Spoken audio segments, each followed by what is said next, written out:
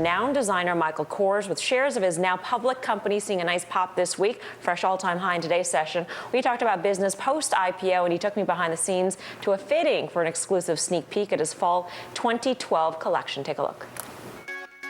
So this is where all the magic happens. This is where, well, hopefully it's magic.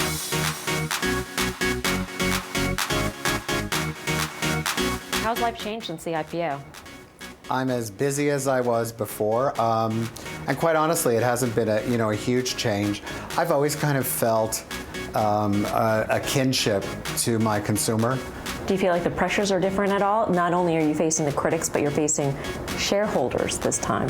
I have faced, for over 30 years, a very vociferous and opinionated group of women, from my mother to my friends to all of our clients.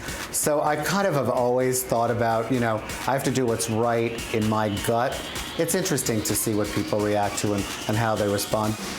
What are sort of the trends to watch for the spring? I had been spending quite a bit of time in Africa, and what I loved was here you have this incredible nature surrounding you, no black.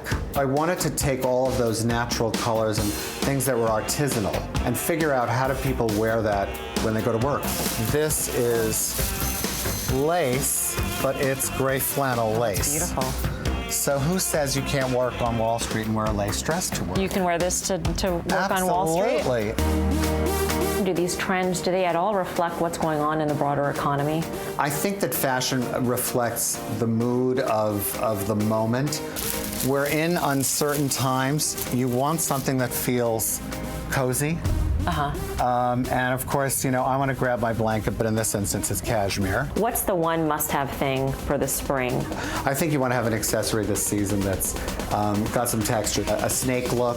It can make your classic go-to-work suit feel different. And for Kors, the company, handbags and shoes, very important. So much of it is about the functionality. You can wear it on the shoulder, double it up, and then when you're able to do that.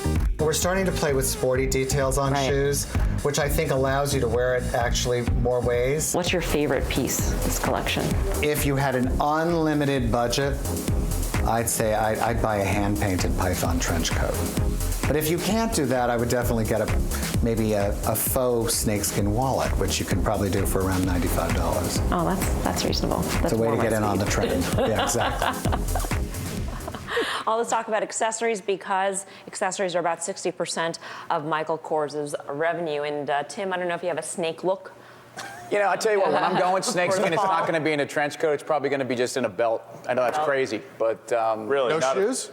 No snakeskin shoes? It's not really how I roll. Sporty details, so you can wear it more ways. Joe, I thought the man purse was something that might might catch your eye. I was curious, on your handbag, do you do the flannel, or what are you going with there? Look, I tell you what, I've got a wallet in my back pocket. It's not snakeskin, and that's pretty much all I can boast right now. But with your wallet, handbag was a satchel. Would you pay for Michael Kors stock at this valuation, which is about 80 times forward earnings? 80 bums me out as an earnings multiple. Sadly, I owned Michael Kors. I sold it quite some time ago, 30. So I wouldn't re-up here. A lot of analysts in the last couple of days came out raising the price target, 45, 46, one as high as 50 we got today. So to me, there is still 50. I'm curious. Jeffries. Who was the lead underwriter of the IPO, just to point out. Oh, Harvard girl. There we go, Harvard girl. But by the way, what man carries a wallet in his back pocket? Just throwing it out there. There it is. This one. Hold on. Snakeskin satchel. There it is. Still listening to the 70s music. At least it's not Velcro. What are you going, just a money clip, big boy? Let's do some options action here. Mike Coe, what have you got?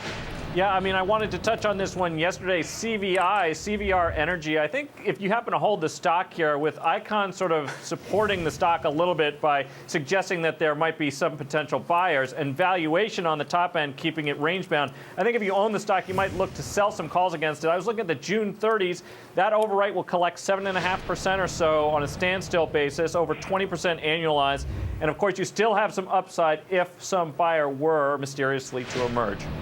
All right. You can catch more options action every Friday, 5 o'clock. Follow the show on Twitter as well, at CNBC Options, to get constant trade updates. Much more Fast Money coming up next. We are, in fact, answering your tweets. Stay tuned. Options Action is sponsored by Thinkorswim.